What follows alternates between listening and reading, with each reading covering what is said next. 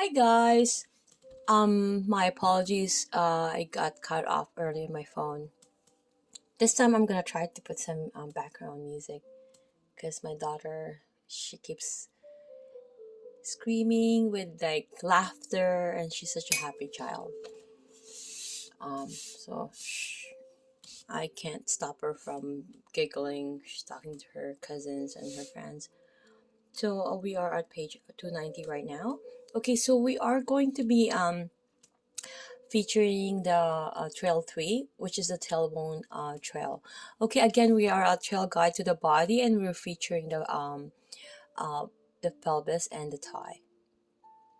Okay, so we're looking at image 6.31 here. So we have the posterior view using the PSISs as guides to locate the median sacral crest of the sacrum. Okay, again, median is, when you see the word median or medial, that means it's on the midline.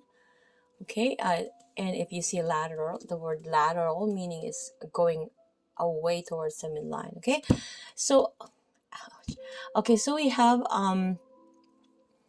the sacrum here and the coccyx, right? So this is the median sacral crest, as we see here. So we're trying to locate the median sacral crest and the edge of the sacrum. Okay, so the sacrum is a large triangle bone at the inferior end of the vertebral column, situated between the overhanging sides of the pelvis. So the sacrum is made of a series of 4 or 5 vertebrae that are fused together. So running down the center of the sacrum and composed of 3 to 4 points is the median sacral crest. On the other side of the median sacral crest is a lateral sacral crest, so a smaller series of bony knobs. Okay, like these ones are the bony knobs. Okay, so the edge of the sacrum is part of the attachment site for the gluteus maximus. Okay, so we have, it's a very strong muscle, right? If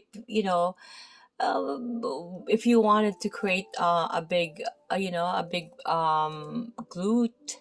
right? It's really we need to know the main action of the gluteus maximus, right?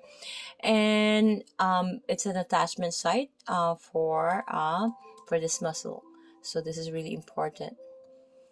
Okay, so although the sacrum's bumpy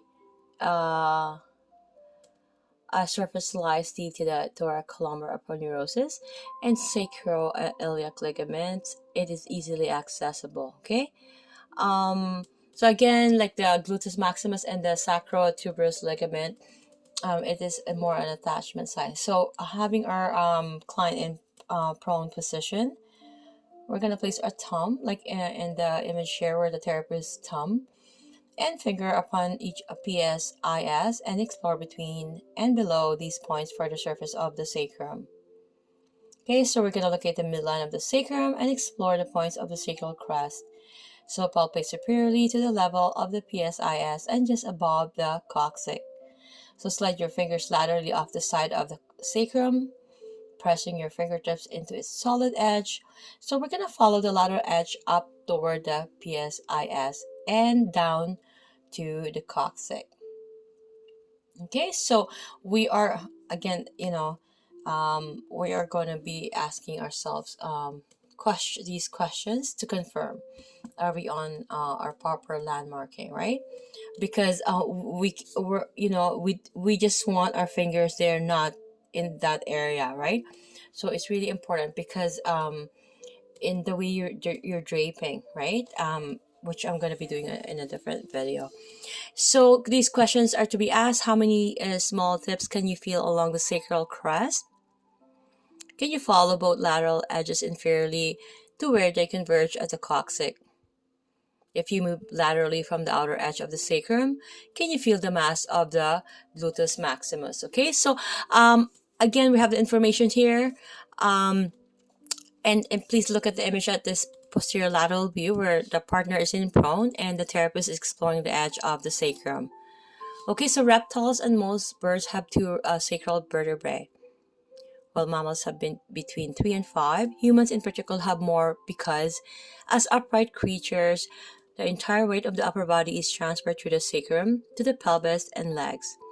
All that remains of the spinous processes of the sacrum vertebrae are the time-worn tips of the median sacral crest. Okay, that's a good FYI. See you guys on page 291.